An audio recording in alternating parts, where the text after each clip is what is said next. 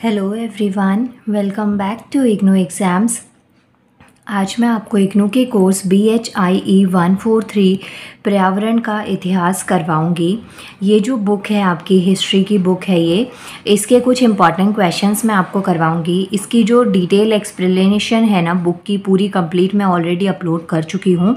आप चैनल की प्लेलिस्ट में जाके यहाँ से इसको सर्च कर सकते हैं। आज हम इसके कुछ सेलेक्टिव इंपॉर्टेंट क्वेश्चंस करेंगे, जिसमें कि जो फर्स्ट क्वेश्चन है वो है ग्रीन इम्पेरियलिज्म, हरित साम्राज्यवाद क्या होता है, इसकी डेफिनेशन। देखिए ये जो क्वेश्चन है ना, ये आपका असाइनमेंट का क्वेश्चन है और इसके ऊपर आपको शॉर्ट नोट देना है। तो यहाँ पे पॉइंट्स बहुत कम हैं, लेकिन अगर आंसर ये आ जाता है ना तो इतने पॉइंट्स मैंने यहाँ पे लिख दिए हैं कि इसकी हेल्प से आप अपने आंसर को कंप्लीट कर सकते हैं। पहली चीज़ तो देखिए, जो ग्रीन इम्पेरियलिज्म है ना, हरित साम्राज्यवाद, ये जो कंसेप्ट है ये किन्होंने दिया था? इसकी जो डेफिनेशन थी वो नूर मोहम्मद याकूब ने दी थी। कहाँ पे? पहली चीज़ तो ये हैं कौन? मलेशिया के जो डिप्टी फाइनेंस मिनिस्टर है वो हैं ये। इन्होंने जो ग्रीन इम्पेरियलिज्म है ना इसकी डेफिनेशन दी थी। कहाँ पे? जो वर्ल्ड इकोनॉमिक फोरम है उसके ऊपर, वहाँ पर इन्होंने इसकी डेफिनेशन दी थी। और सेकंड जो चीज़ आती है ना, ये तो इनका इंट्रो हो गया कि ये किसके थ्रू ये इसके बारे में बताया गया था। यहाँ पे जो ग्रीन इम्पेरियलिज्म है ना, इसका आपको डेफिनेशन बता रखा है कि क्या इसका मीनिंग होता है और किस तरीके से आप इसको डिफाइन कर सकते हैं। सो देखिए, जो ग्रीन इम्पेरियलिज्म है ना, ये क्या एक हाइपोक्राइसी है of rich countries where in they exploit the natural resources including human beings in developing Asian and African economics. अब ये जो पॉइंट है ना, यहाँ पे देखिए, बेसिकली जो ग्रीन इम्पेरियलिज्म टर्म है ना, ये एक हाइपोक्राइसी का मतलब होता है जो एक्चुअल में एग्जिस्ट नहीं करती, लेकिन उस चीज़ पे ना, आप मानिए कोई चीज़ है, जैसे कि मानिए कि किसी के पास ना बहुत पैसा है तो उनको लगता है गवर्नमेंट उनकी है। तो ये चीज़ किस में आती है? हाइपोक्राइसी में। कि आपके बोलने से ऐसा नहीं होता, या आपकी जो सोचने का तरीका है ना, वो चीज़ उसको ऐसे स्पेसिफाई करें कि जैसे उस पर आपका ही पूरी तरीके से राइट है। तो ग्रीन इम्पेरियलिज्म का यहाँ पे बता रखा है कि जो रिच कंट्रीज़ होती है ना, वो उनको लगता है कि उनके अंडर आती हैं चीज़ें, जितना भी नेचुरल रिसोर्सेज हैं, इकोनॉमी है, वो सब चीज़ें। तो जितने नेचुरल रिसोर्सेज होते हैं उनका वो एक्सप्लॉइटेशन करते हैं, उनको काफ़ी हद तक डैमेज करते हैं, ख़त्म करते हैं। इवन जो ह्यूमन बींग्स है ना, उनको भी एक्सप्लॉइट किया जाता है। अगर आपने हिस्ट्री थोड़ी बहुत भी पढ़ी है तो आपको ध्यान होगा ये सब चीज़ें कि जब जो ब्रिटिशर्स का हमारे ऊपर रूल था ना, सो उस टाइम पे क्या था कि हमारे ऊपर ना उनके बहुत सारे रूल्स एंड रेगुलेशंस चलते थे, स्पेशली उन लोगों के ऊपर जो स्लेव होते थे, जो काम करते थे उनके अंडर में, उनके ऊपर ना वो बहुत ही ज़्यादा उनको प्रेशराइज करते थे, उनके साथ में कुछ भी ठीक से नहीं किया जाता था। इन शॉर्ट उनका ना काफ़ी ज़्यादा शोषण किया जाता था। तो यही चीज़ें हैं कि जो रिच कंट्रीज़ है ना, वो क्या करती हैं, नेचुरल रिसोर्सेज का भी एक्सप्लॉइटेशन करती हैं, प्लस उसके साथ साथ में जो ह्यूमन बींग्स होते हैं ना, उनको भी एक्सप्लॉइट किया जाता है। यहाँ पे आपको समझा रखा है इन टर्म्स में। इसके अलावा एक्सप्लॉइटेशन भी वही करते हैं और लोगों को परेशान भी वही करते हैं, एक्सप्लॉइटेशन ह्यूमंस का भी और नेचुरल रिसोर्सेज का भी। लेकिन बाद में ब्लेम आपको नॉर्मल लोगों को कर दिया जाता है कि जैसे ये जो क्लाइमेट चेंज हो रहा है, जो भी टेम्परेचर बढ़ रहा है, ग्लोबल वार्मिंग के इश्यूज इतने ज़्यादा बढ़ रहे हैं, या जो इन्वायरमेंटल क्राइसिस है ना, वो हम लोगों की वजह से आ रहे हैं जो कि अनडेवलप्ड कंट्रीज़ हैं। तो ये चीज़ें यहाँ पे आपको इसमें समझा रखी हैं। काफ़ी इंपॉर्टेंट पॉइंट है ये, और इसको आप यहाँ पे लिख सकते हैं। अब मैंने यहाँ पे ना आपको स्टैटिक पोर्शन में इसलिए दिया कि मानिए आप में से किसी के पास बुक नहीं है या फिर मटेरियल कोई अवेलेबल नहीं है, तो आप एटलीस्ट एग्जाम में इतना कर जाएँ कि आपको ये चीज़ें समझ में आ जाए। सो यही पॉइंट्स आपको यहाँ पे बता रखा है। उसके अलावा जो इको इम्पेरियलिज्म है ना, इको हो चाहे ग्रीन इम्पेरियलिज्म, दोनों इन्वायरमेंट से रिलेटेड हैं ये। So violates the developing countries peoples most basic human rights. जो लोगों के जो बहुत बेसिक ह्यूमन राइट्स है ना, वो भी इसके अंदर ना एक्सप्लॉइट किए जाते हैं by denying them economic opportunities. और उनका एक्सप्लॉइटेशन कैसे होता है कि उनको मना कर दिया जाए, जो नेचुरल रिसोर्सेज हैं उनको इतनी फ्रीडम के साथ में, इतनी लिबर्टी के साथ में उनको यूज़ ना करने दिया जाए, या फिर उनके ऊपर फालतू का ऐसे ब्लेम कर दिया जाए, जैसे क्लाइमेटिक कंडीशंस है, ग्लोबल वार्मिंग है, इश्यूज हैं, टेम्परेचर बढ़ रहा है, तो ये चीज़ों के लिए उनको ब्लेम कर दिया जाए। या फिर चांस फॉर बेटर लिवलीहुड, जो अच्छा एक एनवायरनमेंट है, बेटर लाइफ, देखिए सबका सपना होता है, अब उनको उस चीज़ से ना दूर रखा जाएगा, उनको उन चीज़ से वंचित रखा जाएगा, तो इस चीज़ के लिए वो भी कंप्लेन कर सकते हैं।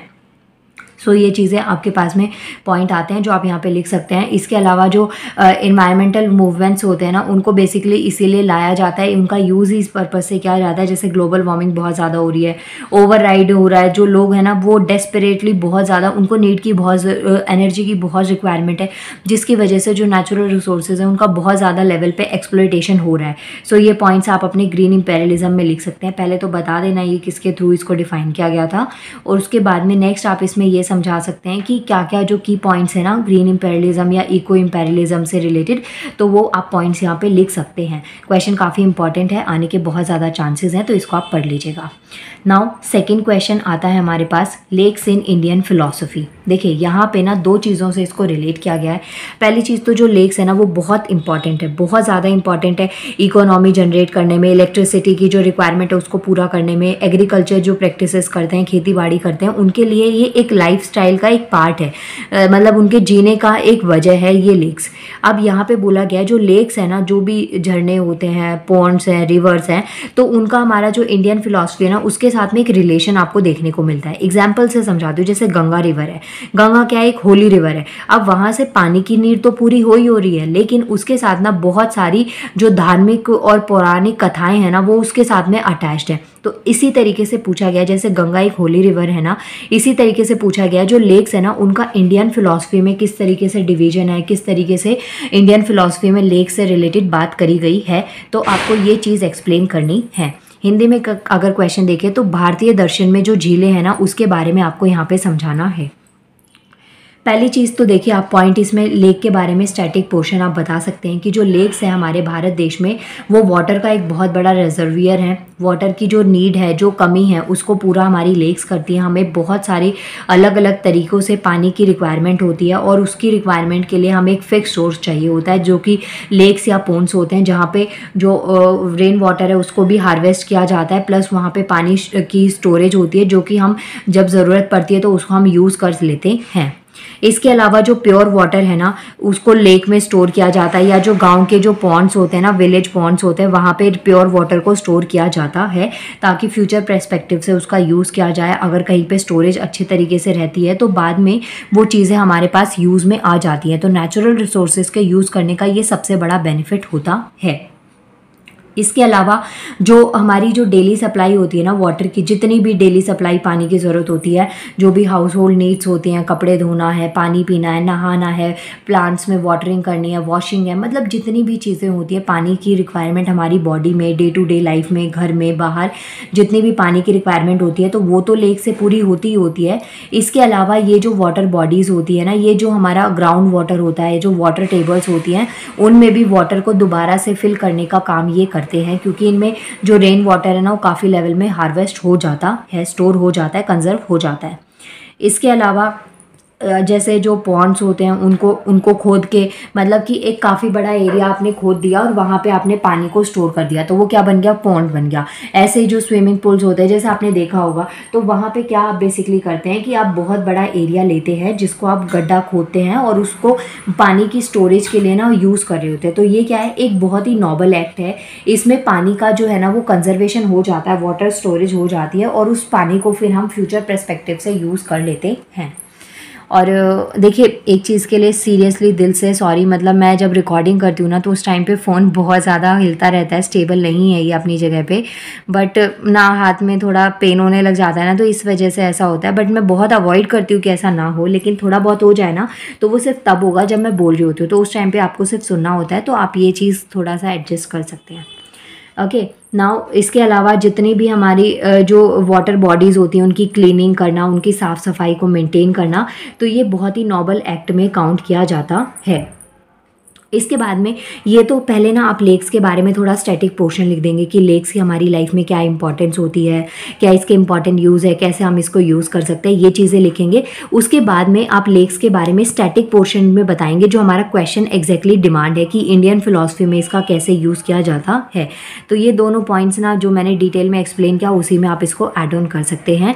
अब हमारा यहाँ से जो मैंने एग्जाम्पल लिखा है ना, यहाँ से हमारा इंडियन फिलॉसफी वाला कंसेप्ट स्टार्ट होता है कि जो लेक्स है ना वो हमारी बेसिक नीड्स को पूरा करने के साथ साथ ना जो हेवनली पावर्स होती हैं, स्वर्ग की जो शक्तियाँ होती हैं या जो गॉड होते हैं, रिलीजन होते हैं, धर्म वगैरह होते हैं, इनमें भी ना लेक्स का एक बहुत बड़ा इंपॉर्टेंट क्रूशल रोल रहता है। हमारे जो नदियाँ हैं, झरने हैं, इनको हम इनसे काफ़ी हद तक रिलेट करके देखते हैं और ये चीज़ें आपको काफ़ी हद तक देखने को मिलती हैं। यहाँ पे एक एग्जाम्पल आपको दे रखा है, एक रक्षा स्थल है काफ़ी जो यहाँ पे फेमस बता रखा है, मानसरोवर के जो एक लेक है ना, मानसरोवर एक लेक है, इसके साथ में इसके वेस्ट में ना एक रक्षा स्थल है जो कि है, और यहाँ पे अब ये जो लेक है ना रक्षा स्थल, ये बहुत ही फेमस पौराणिक लेक है। यहाँ पे क्या है कि इसके लिए ना एक धारणा है या ऐसे इसके पीछे भी एक स्टोरी है कि जो रावण थे ना, उन्होंने अपने जो उनके 10 सिर थे ना उनको ऑफर किया था इस रिवर में। उन्होंने शिव जी से भगवान शिव जी से अपनी कुछ उनकी मनोकामना थी उसको पूरा करने के लिए, या जो भी वो चीज़ चाहते थे उसको कंप्लीट करने के लिए उन्होंने भोलेनाथ के लिए अपने 10 सरों को इसमें डाला था, या मतलब एक एक करके इसको रिवर को ही ऑफर कर दिया था। तो इस टाइप से ना पौराणिक कथाएं काफ़ी ज़्यादा चीज़ों से, रिवर वगैरह से रिलेट करती हैं। वहीं पे यहाँ पे आपको कुछ स्टैटिक में शेप बता रखी है। जो मानसरोवर लेक है ना वो राउंड है शेप में, वहीं पे जो रक्षा स्थल है वो क्रिसेंट शेप में। क्रिसेंट शेप होती है ना, इसका मतलब जो अर्धचंद्राकार होती है ना, ऐसे वाली जो शेप होती है वो वाली। तो यहाँ पे ये स्टैटिक में। इसके अलावा सेकंड जो यहाँ पे ये काफ़ी इंपॉर्टेंट है, इसमें भी एक रिलेशन है, इसका भी हमारी जो स्टोरीज़ हैं, जो पुरानी चीज़ें हम पढ़ते हैं उससे एक एसोसिएशन है इसका भी। देखिए एक है नरकटरी जो है कुरुक्षेत्र डिस्ट्रिक्ट में, हरियाणा की डिस्ट्रिक्ट है कुरुक्षेत्र, तो वहाँ पे एक पॉन्ड है जिसे कि भीष्मा कुंड कहा जाता है। तो इसके पीछे भी एक स्टोरी है कि जो महाभारत की जब बैटल हो रही थी ना, महाभारत का युद्ध हो रहा था, तो उस टाइम पे जब अर्जुन से भीष्म हार गए थे ना, तो उस टाइम पे मतलब कि मरते टाइम पे उन्होंने अर्जुन से ना पानी मांगा था। तो अर्जुन ने जो उनका वो था धनुष, उससे उन्होंने तीर को कुछ मतलब किया था, जिससे क्या हुआ था कि जो ज़मीन में से ना पानी निकला था, तो वो वहाँ पे पॉन्ड बन गया था। तो इस वजह से इनसे रिलेट कर दिया गया कि भीष्म ने उनसे पानी मांगा था, तो इनके नाम पे ही इस कुंड का नाम रख दिया गया जिसको भीष्मा कुंड कहते हैं। अब इसके अलावा यहाँ पे एक बहुत ये जो भीष्म कुंड है वहाँ पे ही पास में एक स्मॉल टेम्पल है, छोटा सा टेम्पल है पॉन्ड के पास में, जहाँ पे बहुत सारे जो तीर्थ यात्री हैं, जो भक्त हैं, वो वहाँ पे जाते हैं। बहुत सारी अलग अलग कंट्रीज से हर साल वो लोग जाते हैं वहाँ पे, और उनको भीष्म पितामह को श्रद्धांजलि देने के पर्सपेक्टिव से वो लोग वहाँ पे जाते हैं। और टेम्पल के आसपास में ना बहुत सारे ऐसे आर्टिफिशियल वाटर के रिजर्वियर लगा रखे हैं जिनको ऐसा मेडिसिनल पर्पज से यूज़ किया जाता है कि ये यहाँ पे जो पानी है वो बहुत ही प्योर पानी है, और मेडिसिनल पर्पज से लोग उसको यूज़ करते हैं कि हम यहाँ पे आते हैं तो मतलब पानी है ना उसके अंदर जाएंगे तो जो बीमारियाँ हैं, जो भी प्रॉब्लम्स है आपको उनका सॉर्ट आउट हो जाएगा। जैसे गंगा के ऊपर भी ऐसे हमारी स्टोरीज़ है ना, बहुत सारी अलग अलग स्टोरीज़ है गंगा रिवर के लिए, यमुना रिवर के लिए। तो ऐसे ही यहाँ पे आपको ये चीज़ समझा रखी है। इसके अलावा इसे ये जो कुंड है इसको अलग अलग रीजन्स में ना अलग अलग नामों से जाना जाता है, जैसे पुष्करणी, कल्याणी कुंड हो गया, सरोवर हो गया, बावरी हो गया, और वाव, त्रिथा, तालाब, कोविल, कुलम एक्सेट्रा। मतलब हर एक रीजन में डिफरेंट डिफरेंट लैंग्वेज में इस भीष्म कुंड का अलग अलग नाम आपको दे रखा है। और जो वाटर टैंक्स इस भीष्म कुंड के पास में जो मंदिर है वहाँ पे जो वाटर टैंक्स को बनाया गया है उनको उनकी बहुत सारी मेडिसिनल प्रॉपर्टीज़ हैं जिसको कि यूज़ किया जाता है मेडिसिनल पर्पज से, और जिसकी वजह से बहुत सारे जो टूरिस्ट हैं ना वो वहाँ पे अट्रैक्ट होते हैं, और वहाँ की जो इकोनॉमी है ना वो जनरेट होने का भी एक मोस्ट जो इम्पॉर्टेंट वजह है वो कहीं ना कहीं ये जो कुंड है, भीष्म कुंड है, वो है। तो यहाँ पे इस क्वेश्चन में आपको यही लिखना था, जो लेक्स है हमारे भारत देश में उनकी इंडियन फिलॉसफी में क्या क्या इंपॉर्टेंस है, किस तरीके से उनको यूज़ किया जाता है, क्या उनके बारे में बता रखा है। तो यही सब पॉइंट्स आपको यहाँ पे लिखने थे। नेक्स्ट हमारा क्वेश्चन आता है चिपको मूवमेंट। बहुत बहुत बहुत ही ज़्यादा इंपॉर्टेंट है ये टॉपिक। इसके ऊपर आपसे शॉर्ट नोट पूछा जा सकता है। वैसे तो छोटी क्लासेस में ना 9th-10th में आपने पढ़ा होगा हिस्ट्री में ये चीज़ें, हिस्ट्री में नहीं आएगी, ज्योग्राफी, सिविक्स और इकोनॉमी ऐसे ना, सोशल में ये चीज़ आपने पढ़ी होगी। मुझे भी एग्जैक्टली ध्यान नहीं है क्योंकि सोशल तो मेरा बहुत ज़्यादा वीक सा पॉइंट है, लेकिन फिर भी मैं हिस्ट्री पढ़ा रही हूँ तो थोड़ा आप देखिए हंसेगा मत, क्योंकि बस ये कि आप सबको रिक्वायरमेंट है इसलिए मैं पढ़ा रही हूँ। बाकी मुझे जितना लग रहा है मैं समझा तो पा रही हूँ, बस वो चीज़ मैटर करती है, क्या फ़र्क पड़ता है कि कितना आता है कितना नहीं, लेकिन हाँ आपकी नीड पूरी हो रही है ना, वो बहुत बहुत मैटर करता है। सो नेक्स्ट हमारा टॉपिक है चिपको मूवमेंट। चिपको जो वर्ड है ना, इसका मतलब होता है किसी से स्टिक होना, किसी से चिपक जाना। तो इस मूवमेंट में इसे चिपको आंदोलन भी कहा जाता है। इसमें जो ट्रीज़ है ना उनको हक कर लिया गया था, टाइट जैसे हक करते हैं ना, गले लगाना, तो इस तरीके से चिपको मूवमेंट था, जहाँ पे जो वहाँ की लेडीज़ थी ना, उत्तर प्रदेश का एरिया है चमोली डिस्ट्रिक्ट, तो वहाँ की जो लेडीज़ थी उन्होंने ट्रीज़ को ऐसे हक कर लिया था क्योंकि वो उन ट्रीज़ को काटने नहीं देना चाहती थी। इसके पीछे बहुत ही लॉजिक सा मैनर है। देखिए वो लोग वहाँ फॉरेस्ट के पास में रहते थे, तो ऑब्वियसली वो रिसोर्सेज के ऊपर डिपेंड थे। अब जहाँ पे आप रहते हैं, जो आपका घर है, तो वहाँ पे अगर उसको कोई डैमेज करने की कोशिश करेगा तो आप उसके लिए लड़ेंगे। तो सेम चीज़ वहाँ पे चमोली डिस्ट्रिक्ट में हुआ था, यूपी के उत्तर प्रदेश के चमोली डिस्ट्रिक्ट में ये सेम चीज़ हुई थी कि वहाँ पे जो फॉरेस्ट डिपार्टमेंट है, पुलिस वाले हैं, तो वो लोग ना वहाँ पे फॉरेस्ट को काटने के लिए, पेड़ों को काटने के लिए आए थे, और वहाँ की लेडीज़ ने वहाँ के उनको ट्रीज़ को प्रोटेक्ट करने के लिए उनको हक कर लिया था कि इनके साथ साथ हमें भी काट दिया जाए। तो इस पर्सपेक्टिव से ये जो मूवमेंट था ना, ये स्टार्ट हुआ था। इसकी जो स्टार्टिंग हुई थी 1973 में इसको स्टार्ट किया गया था, और ये एक फॉरेस्ट कंजर्वेशन मूवमेंट था भारत में कि जो फॉरेस्ट है, जंगल है, उनको बचाना है। और सबसे अच्छी बात ये है इस मूवमेंट की कि एक नॉन वायलेंट मूवमेंट था, इसमें कोई मारधाड़ नहीं हुई थी। स्पेशली सिर्फ इसकी जो स्टार्टिंग हुई थी कि उन्होंने, लेडीज़ ने ट्रीज़ को हक कर लिया था कि हम उनको काटने नहीं देना चाहते हैं। स्टार्टिंग इसकी यूपी से, उत्तर प्रदेश से हुई थी, बाद में ये धीरे धीरे स्प्रेड हो गया मिजोरम जैसे बहुत सारी जगह में ना, ये environmental movement all over the world spread हो गया। और इसके पीछे का जो वजह थी वो थी सुंदरलाल भगोना। नाम आप प्लीज़ ये ध्यान रखिएगा, बहुत बहुत इंपॉर्टेंट नाम है। जब भी आप ये लिखेंगे ना चिपको मूवमेंट, तो उस टाइम पे आपको इनका नाम तो देना ही देना है, सुंदरलाल भगोना। तो इनके बारे में आपको ध्यान में होना चाहिए। ये गांधीयन एक्टिविस्ट थे जिन्होंने इस मूवमेंट को एक प्रॉपर डायरेक्शन दी, एक सक्सेस दिलवाई, और इन्होंने काफ़ी उसके लिए एक्शन लिया था, काफ़ी इन्होंने हेल्प करी थी इस मूवमेंट के अंदर। जैसे डिफॉरेस्टेशन है, उसको रोकना, जितना कम से कम जंगलों की कटाई हो।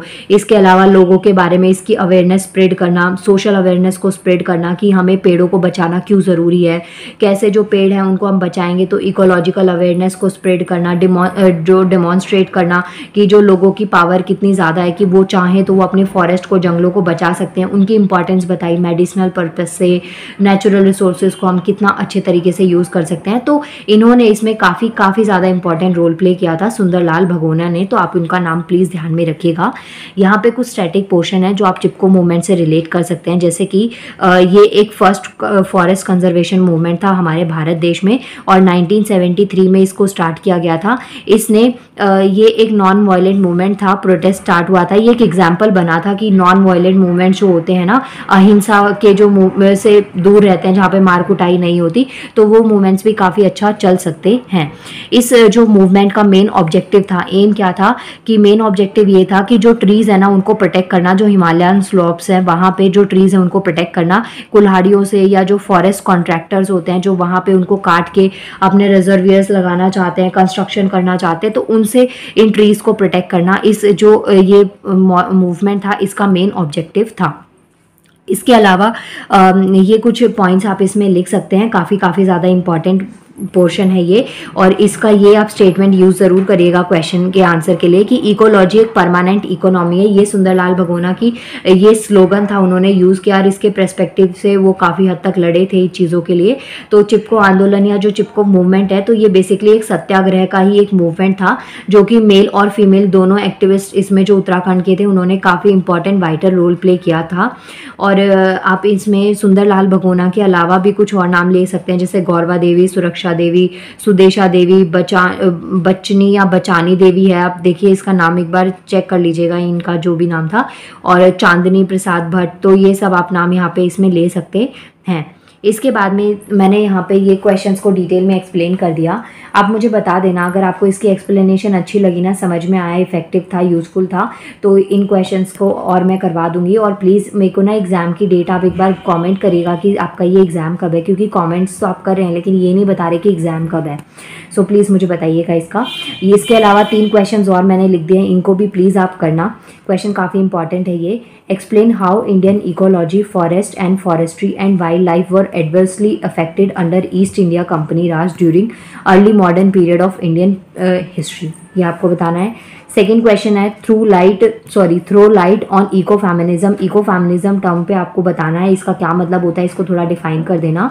With special reference to eco feminism in Indian context, इसमें कैसे जो फीमेल्स है उनका रोल प्ले होता है इन्वायरमेंट के पर्सपेक्टिव से, क्या की रोल वो प्ले कर सकती हैं, उनके इंपॉर्टेंट पर्सपेक्टिव, तो ये सब चीज़ें आपको यहाँ पे समझानी है। इसके अलावा इसका वीडियो का लास्ट क्वेश्चन आता है addicts of Ashoka and animal conservation. बहुत ज़्यादा इंपॉर्टेंट है, अशोका के क्या रोल प्ले कर रहा था एनिमल कंजर्वेशन पे, क्या क्या उन्होंने स्टेप्स लिए थे, क्या क्या चीज़ें उन्होंने करी थी, क्या इनिशिएटिव्स उन्होंने स्टार्ट करे थे, तो ये चीज़ें आपको यहाँ पे समझानी है, और कैसे वो एक अच्छे एम्परर बन पाए थे इस एनिमल कंजर्वेशन एक्ट के साथ में। तो यहाँ पे ये कुछ क्वेश्चन थे जो मैंने आपको समझाए। हिस्ट्री का ये पोर्शन था, हिस्ट्री थोड़ी टफ होती है, और लेकिन बस इसमें यह कि अगर आप थोड़ा स्टैटिक पोर्शन पे स्ट्रॉन्ग कर लेंगे प्लस डेट्स वगैरह को याद रख लेंगे ना, तो आपको ये टफ नहीं लगेगी और आपके एग्जाम में काफ़ी अच्छे मार्क्स आ जाएंगे इससे। नाउ मिलते हैं नेक्स्ट वीडियो में। थैंक यू सो मच, और प्लीज़ वीडियो अच्छी लगी तो वीडियो को लाइक करिएगा और चैनल को सब्सक्राइब करना बिल्कुल भी नहीं भूलना है। नाउ मिलते हैं नेक्स्ट वीडियो में। Thank you so much.